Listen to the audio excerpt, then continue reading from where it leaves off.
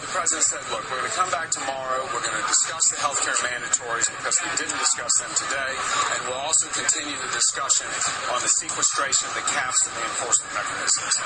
Well, then he said we also ought to get in the mode here because we're going to have to decide by Friday which way we're going. And really, he said we ought to all start to think about things we can do rather than things we can't. So I asked him in that spirit, Mr. President, does that mean that, if we look at the situation, we are very far apart right now. If you want the full $2.4 trillion increase and you say that you won't sign anything else, I don't know if we can get there. So I said I was willing to come off of my insistence there be one vote, that perhaps we could avoid default, avoid going past August 2nd without moving, because, again, as a side note, the Secretary of Treasury gave another dissertation at the fact that rating agencies have now put us on negative watch. And again, no one wants to bring this to the calamity of going past August 2nd in that room. So I asked the President, would that be something that he would consider?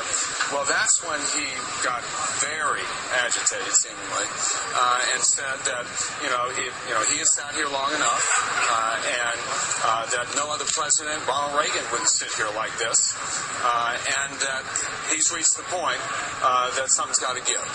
So he said you either got to compromise on your dollar-for-dollar insistence, or you compromise on the big deal, which means on raising taxes.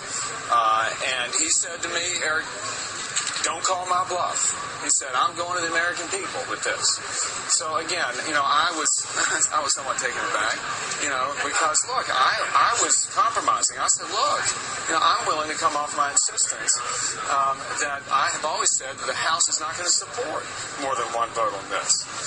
In the spirit of saying, look, none of us want to bring this to the brink because it's so uncertain as to what happens after August 7th. So, anyway, that was...